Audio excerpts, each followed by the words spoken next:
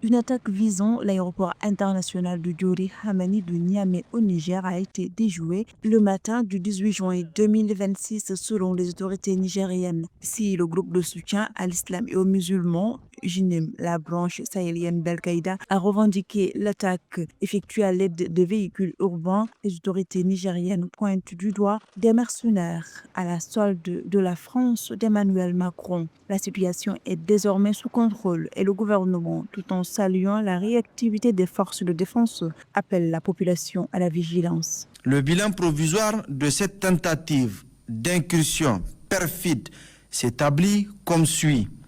Côté ami, 13 martyrs, dont 11 éléments des forces de défense et de sécurité et 2 civils. 4 blessés. Côté ennemi, 22 assaillants neutralisés.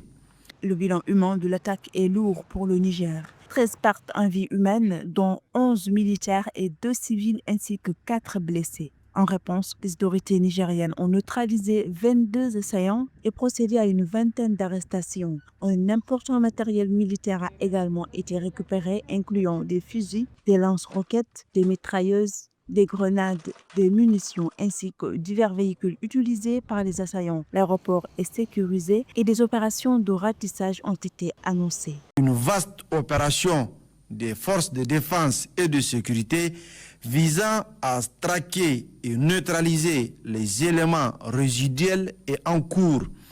L'aéroport international Diori Hamani de Niamey, totalement sécurisé, demeure ouvert au trafic aérien.